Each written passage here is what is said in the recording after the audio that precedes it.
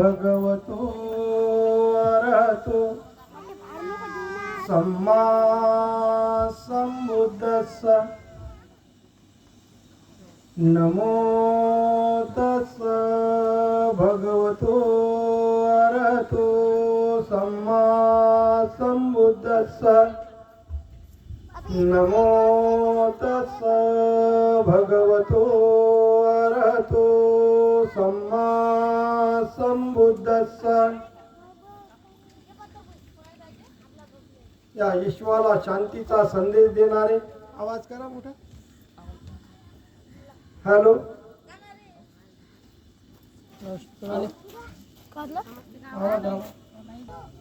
बोधिसत्व परमपूज्य डॉक्टर बाबासाहेब आंबेडकर, क्रांतीवीर महात्मा ज्योतिबा फुले या महामानवांना तिरुवार वंदन। माता रमाई, माता भीमाई, माता सावित्री, माता जिजाई या महामातेना सुद्धा तिरुवार वंदन। माता यशोधरा, माता प्रजापती गौतमी, माता महामाया या महामातेना सुद्धा तिरुवार वंदन। मंचावर बसेल असलेला भिक्खू संघ भंते चित्तज्योती यांना सुद्धा तिरुवार वंदन। भंते दीपरत्न यांना सुद्धा तिरुवार वंदन। भिक्षुनी संघाला सुद्धा आर्याशिला त्यांना सुद्धा मंगल कामना व्यक्त करतो। काही बाहेर गावून आलेल्या महिला, गावातील महिला, काही पुरुष यांना सुद्धा क्रांतिकारी जय भीम जय भीम जय भीम करा। भंतेजीचा आज 3 दिवस झाले आग्रह धरला की भंतेजी तुम्ही जो रमाईचा त्याग मानता आणि तो त्याग ऐकल्याशिवाय मी जाणार नाही, हटणार नाही, म्हणून 3 दिवस झाले भंतेजीचा आग्रह चालू आहे। नाही तर बोलणारे बरेचसे भिक्षू आहेत आणि त्यांना तो बोलायचा चान्स दिला पाहिजे। मी तर रोजच इथंच हा रोज असून तुमचं कोण आहे का? पण रोज धम्म परिषद थोडी असते, धम्म परिषद नसते।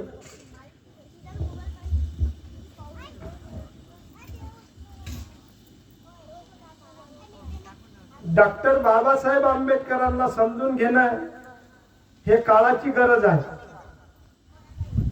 त्या ज्योतिबाले समजून घेणं हे काळाची गरज आहे। त्या शिवबाले समजून घेणं हे काळाची गरज आहे। त्या रमाले समजून घेणं हे काळाची गरज आहे। त्या सावित्रीला समजून घेणं हे काळाची गरज आहे। त्या जिजामातेला समजून घेणं हे काळाची गरज आहे। साधू का त्या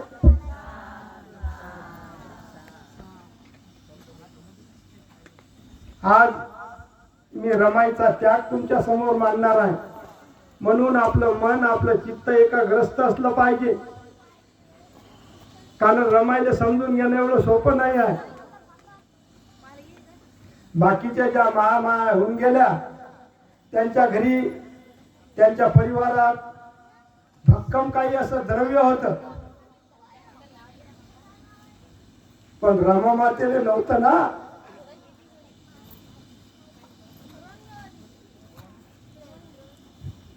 रमा मातेचा तो त्याग मांडत असताना पहिलेच माझ्या डोळ्यात आसू येतात। कारण 2017 मध्ये मी परिचित झालो आणि 2 वर्ष नाशिक मध्ये राहिलो। त्यावेळेस माझ्या हाती तिथं पुस्तक आलं, महामानवाचा महापरिनिर्वाण झालं की घडवलं। आजचा विषय कोणता आहे? महामानवाचं महापरिनिर्वाण झालं की घडवलं। आपलं काय मत आहे? घडवलं की झालं? झालं का? घडवलं हे चूक आहे। महामानवाचं महापरिनिर्वाण झालं हे घडवलं चूक आहे। महामानवाचं महापरिनिर्वाण झालं हे सत्य आहे। बाबासाहेब 14 ऑक्टोबर 1956 धर्मांतर करतात, या देशाचं भवितव्य लिहितात। 2 वर्ष 11 महिने 18 दिवस 22 प्रतिज्ञा देतात। जर या भारतापुरतेच बाबासाहेब मर्यादित नव्हते तर जगात पुरते एका विश्वात बाबासाहेबाचं नाव आहे. आणि मामुली एका बामणाच्या मुलीसोबत लग्न केलं, तुम्ही तिच्या दिशा दोषारोप लावता की माई साहेब हे बाबासाहेबाच्या मारेकरी आहेत. बाबासाहेबाला समजलं नसतं का की हे बामणी आपण जर हिच्यासोबत लग्न लावलं तर हे वीज घालून मारीन म्हणून बाबासाहेबाचं महापरिनिर्वाण झालं. जे जे विद्वान जन्माला येतात त्याच्यावर कोणाची जादू चालत नाही. जशी गांधी बुजावर जादू चालली, नथुराम गोडसेनं गोळ्या घालून मारून टाकलं. बाबासाहेबाच्या बंगल्यावर तर किती लोक गेले मारेल, कुराळा घेऊन दगडफेक झाली. या देशात मराठ्याचं आरक्षण लिहिलं आणि पंजाबरावचे देशमुख तुमच्या मताने त्याला भेटायला गेले. त्याच्या अगोदरच तुमच्या हाताने बाबासाहेबांनी मराठ्याचं आरक्षण लिहून ठेवलं. गार्डन मध्ये बाबासाहेब बसले होते आणि पंजाबराव देशमुख गेले तर ती दोघांचा एकाचा सन्मान झाला. सन्मान झाल्यावर तो कागद हाती दिला की पंजाबराव मी जरा फेरफटका मारून येतो, तुम्ही कागद वाचून पहा. त्यावेळेस पंजाबराव देशमुखांना कागद वाचून पाहिला आणि बाबासाहेब फेरफटका मारून आले. त्यावेळेस पंजाबराव देशमुख ठसा ठसा बाबासाहेबांसमोर रडला. का रडला अशी की बाबासाहेब मी तुम्हाला काही मागायला आलो होतो, ते अगोदर तुम्ही लिहून ठेवलं. आज त्यांचेच मुलं जशी बाईले कोणी आपला मालक दारू पिऊन येते मारते कोपऱ्यात लढत बसते, असे माझ्याच भागातले पोरं माझ्याबरोबर शिकणारे ऊसाचा रस काढून निघतात पण नोकऱ्या नाही. म्हणून आज तुमच्या समोर मी रमाईचा त्याग मानणार आहोत आणि रमाईचा त्याग मानल्यावर रमाईला समजून घेणं लय कठीण आहे, दुर्लभ काम आहे. एवढं सोपं समजू नका. कारण हे प्रवचन ऐक्यासाठी भंतीजीला आज 3रा दिवस आहे, तरी भंतीजी तुम्हीच बोला, आता बाकीचे भिक्षू होते बोलायला. म्हणून त्या रमा मातेला समजून घेणं लय दुर्लभ काम आहे, एवढं सोपं समजू नका. बाबासाहेब विद्वान होते, प्रज्ञावान होते. बाबासाहेब विद्वान होते, शीलवान होते, प्रज्ञावान होते, स्वाभिमानी होते, गुणवान होते. जसं पंचशील आहे तसे हे 5 गुण आहेत. हे 5 गुण जर निर्माण केले तरच आपल्याला रमा समजते, बाबासाहेब समजतात, ज्योतिबा समजते, सावित्री समजते, शिवबा समजतात, जिजामाता समजते. भगवंत समजणं लय दूरचा काम, ते एवढं सोपं नाही. म्हणून रमाले समजून घेणं हे काळाची गरज आहे. त्या रमा मातेने जे माता तुम्ही समजून घेसाल तुमच्या जीवाचं कल्याण होईल. जर रमा मातेने समजून नाही घेतलं तर आपलं कल्याण होत नाही. गरीबीला कधी नाही लाजली, दागिन्याने नाही कधी सजली, नाही गेली कुणाच्या दारावर, अशी जगली रमाई आपली चतकुर भाकरीवर. शेनई कोणी संसार चालविला, जनतेचा पैसा नाही कधी घेतला, साधी भोळी मोठं कुंकू कपाळी, पदर तिचा नेहमी डोईवरी, अशी जगली रमाई आपली चतकुर भाकरीवरी.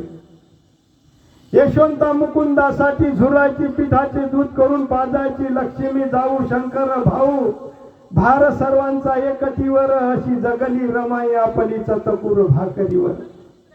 राजरत्न इंदू रमेश गंगाधर 4 लेकरांचे दुःख तिच्यावर, हिम्मत नाही हारली मागे नाही सरली, तिनंच केले बॅलिस्टर, अशी जगली रमाई आपली चतकुर भाकरीवर. साडी नाही मला सांगू कुणाला, शाहू महाराजाने फेटा दिला, तो फेटा नेसून ती माऊली सत्काराला गेली, एवढे प्रेम साहेबावर, अशी जगली रमाई आपली चतकुर भाकरीवर. आता या साधू का साधू साधू साधू साधू साधू. कारण त्या रमालोक आवाज पोहोचला पाहिजे, त्या भीमालोक आवाज आपला पोहोचला पाहिजे ना. म्हणून त्या रमा मातेला समजून घेणं लय कठीण आहे. रमा माता 5 वर्षाची असताना आईचं निधन झालं. 1 वर्ष निघून नाही गेलं तर रमा मातेच्या बापाचं निधन झालं. आणि हे वार्ता मुंबईत कळल्याबरोबर रमा मातेचे मामा आणि रमा मातेचे काका गोविंदपूरकरचे म्हणजे भिक्खू धोत्रेचे भाऊ आणि गोविंदपूरकर हे मुंबईहून धावत आले. भिक्खू धोत्रेचा अंतिम संस्कार केला. तिसरा दिवस निघला, तोही संस्कार झाला आणि त्या मुलाने ठरवलं की आज मुलाला मुंबईला घेऊन जा. काय जा, मुंबईला सांभाळायला कोणीच नव्हतं. ज्या मुलीत रमा खेळत होती, ज्या मुलात शंकर खेळत होता, ज्यावेळेस रमा माता आणि शंकर भाऊ, छोटीशी रमाची बहीण गौरा,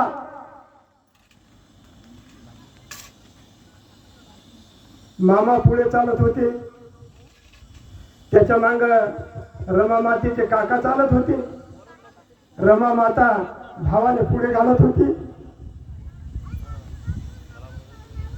शंकर हा लहान होता, गौरा हे थोडी मोठी होती, पण रमा समजदार होती. रमाने ते दुःख कळत होतं, पण शंकर भावाने आणि गौराने कळत नव्हतं. ज्या मुलीत खेळत होती, ज्या मुलात शंकर भाऊ खेळत होता, ज्यावेळेस त्या वनंद गावून निघले, त्यावेळेस ते त्या गावातले लेकरं किती रडत असते, किती आक्रोश करत होते की रमाने हे गाव सोडून जाऊ नये.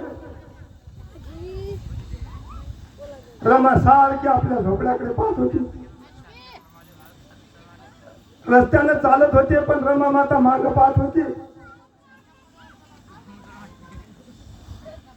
कारण त्या गावातून निघून जायचं रमाचं मत नव्हतं, पण नाईलाज होता, जावाच लागलं. भाई खेड्याच्या भाजी मार्केट मध्ये बाजूच्या चाळीत घर होतं, तिथं आले. आणि तिथं आल्यावर मामा मामी काका काकीनं, कारण हे लेकरच तशी सुंदर दिसायले होते, गोडशी लेकरं होते, खूप जीव लावला, खूप माया लावली. रमा समजदार असल्याच्यानं आपण थोडी थोडी भाकर खात होती, पण भावाले शंकरले गौराले त्या भाकरीतली भाकर ठेवत होती, कारण रमा समजदार होती. हे सगळे एवढे समजदार नव्हते. आपला भाऊ रडला नाही पाहिजे, कोणाच्या दारावर गेला नाही पाहिजे, याच्यासाठी रमा थोडी भाकर कमी खात होती आणि आपल्या भावासाठी लावून ठेवत होती. रमा 9 वर्षाची झाली, काकानं आणि गोविंदपूरकरनं रमाचं लग्न करण्याचं ठरवलं, पण मुलगी तर अशिक्षित आहे बा, एकही वर्ग शिकेल नाही. इकडे भीमराव मॅट्रिक परीक्षा पास झाला.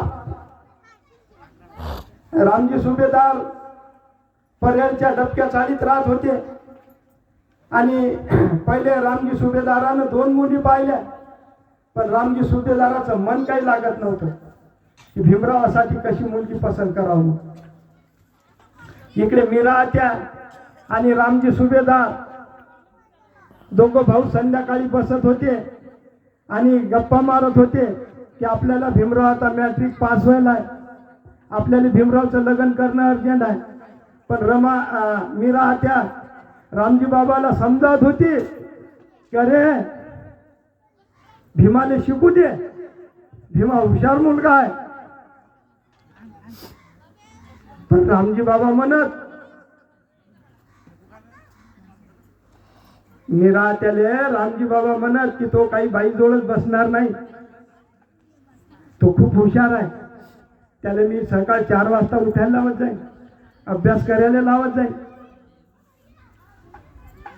रामजी बाबाला माहित पडलं की भाई खेड्याच्या गोविंदपूरकर जोड अनाथ मुलगी आहे, म्हणून रामजी बाबानं रविवारचा दिवस होता, खिशात साखरची पुडी घातली आणि त्याच रस्त्यानं पायदळ रस्ते होते, त्याने एवढे काही लोकल नव्हत्या, काही नव्हतं.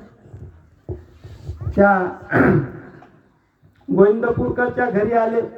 रमा पायता बरोबर रमानं पाणी आणलं, रामजी बाबाच्या हाती दिलं आणि रामजी बाबानं पाणी पेलं आणि खिशातली पुडी काढली आणि रमाच्या हाती दिली. रमाच्या हाती पुडी दिल्यावर इकडे गोविंदपूरकर आणि भिक्खू धोत्रेचे मोठे भाऊ गडबडले की पोरगा तर मॅट्रिक शिकेलाय आणि आपली रमा एकही वर्ग शिकेल नाही, संबंध कसा होईल, काय होईल संबंधाचं, मुलगा पसंत करील का नाही करील. पण त्यावेळेची चिपळता होती. आई वडिलांना चुलत्या काक्यानं केलं ते मुलाला हो म्हणावं लागेल, असा आमना सामना नव्हता. माझंही तसंच झालं होतं. आमना सामना होच नाही दिला, काय करू, शेवटी पटलंच नाही.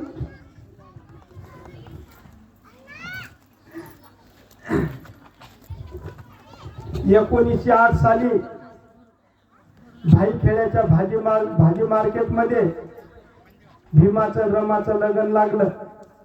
रमा त्या परेलच्या डबक्या चाळीत बाबासाहेबाच्या नांद्याला आली. पण शंकर आणि गौरा लहान असल्याच्यानं ते काकाजवळ मामाजवळ मामीजवळ राहू शकले नाही. गौरा आपला रमानं सोबतच घेऊन आले. सोबत घेऊन आल्याच्यानं मग इकडे रामजी बाबानं दुसरं लग्न करेल होतं विधवाबाई संग, जिजाबाई संग. तिथं जेवण कमी बनवल्या जात होतं. कमी बनवल्या जात असल्याच्यानं रमा थोडी भाकर कमी खात होती. आपल्या भावाले आणि आपल्या बहिणीले लावून ठेवत होते.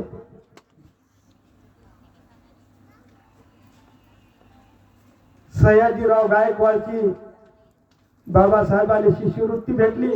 मॅट्रिक पास व्हायला होते. कोलंबिया विद्यापीठात शिकायला गेले.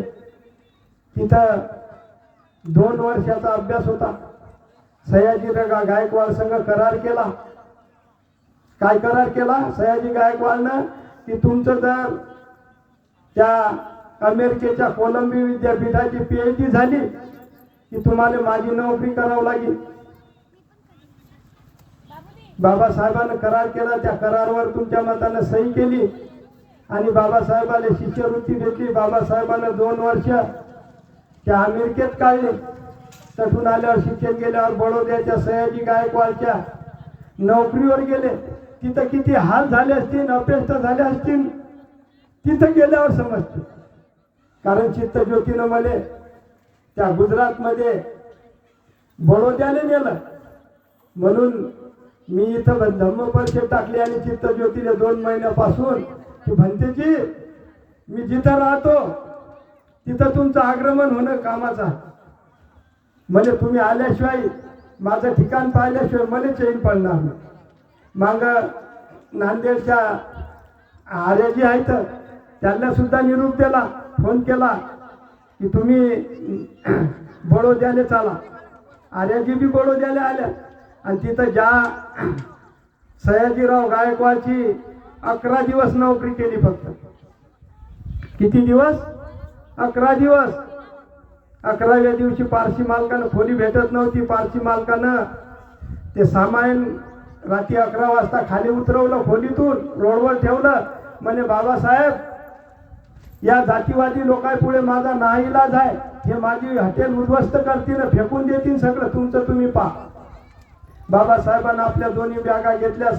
सयाजीराव गायकवाडच्या गार्डन मध्ये गेले आणि त्या वडाच्या झाडाखाली बसले. बाबासाहेबांना स्वप्न नाही पाहिलं.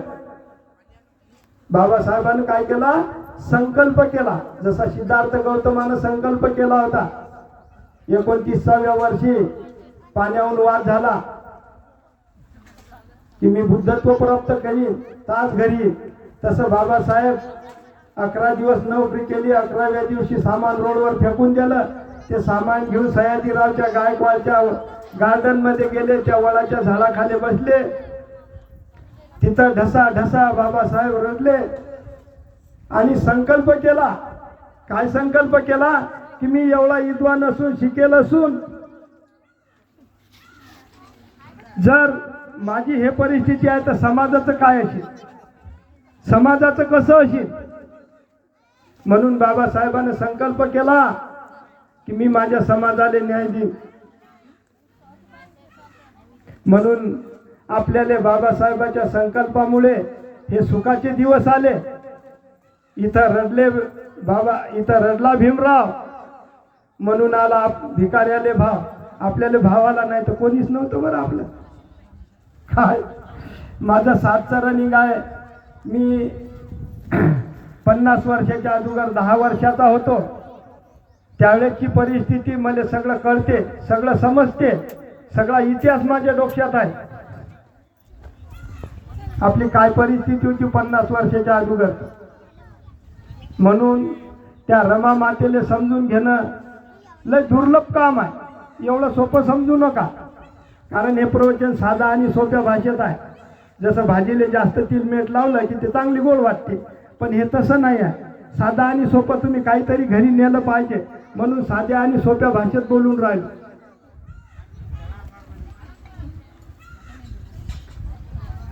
बाबासाहेब बोलून देऊन वापस आले आणि वापस आल्यावर बाबासाहेब आता शेवटचे शिक्षण घ्यायला इंग्लंडमध्ये जातात.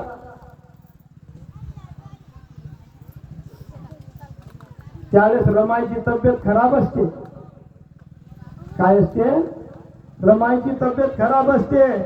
बाबासाहेब इंग्लंडमध्ये जातात शेवटचं शिक्षण घ्यायला. त्यावेळेस बाबासाहेब मग धारवाडच्या वसतिगृहाचे वराळे यांना निरोप देतात की रमाले धारवाडले घेऊन जा.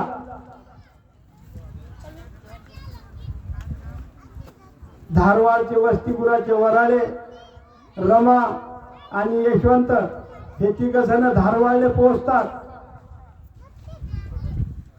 त्या धारवाडच्या वसतिगृहाची गेट येत नसते म्हणून 2 दिवसाचे मुलं उपाशी असतात.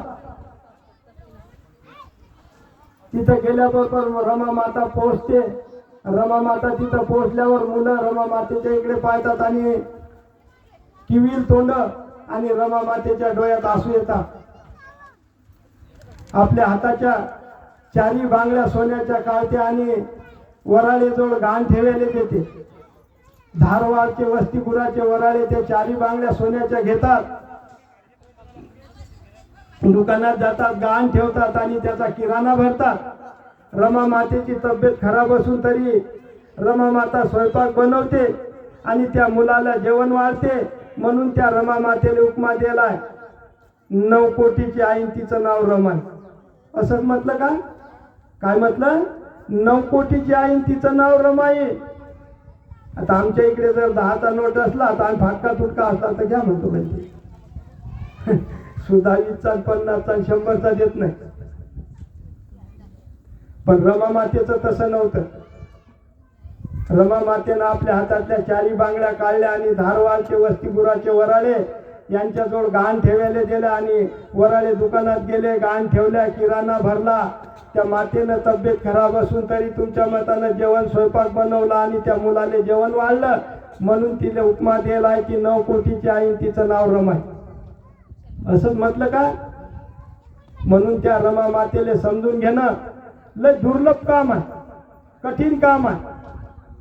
बाबासाहेब इंग्लंडला पोहोचतात आणि इंग्लंडचे लोक बाबासाहेबाला विचारतात की तुम्ही भारतातून एवढे विद्वान आहात, एवढं शिकून काय करसान? कारण इंग्लंडचा अभ्यास होता 8 वर्षे 3 महिन्याचा. किती? 8 वर्षे 3 महिन्याचा अभ्यास. राज्यशास्त्र, अर्थशास्त्र, समाजशास्त्र 3 विषयाचा अभ्यास 8 वर्षे 3 महिन्याचा. किती तास बसले असतील बाबासाहेब? अमेरिकेत बसले 18 तास, इंग्लंडमध्ये बसले 21 तास. तिथं काय उत्तर दिलं असेल आपल्या बापानं? इंग्लंडचे लोक म्हणत होते की बाबासाहेब तुम्ही एवढे विद्वान आहात भारतातून, तुम्ही एवढं शिकून पुढे काय करसान? काय उत्तर दिलं असेल आपल्या बापानं? बोला, काहीतरी बोलत जा.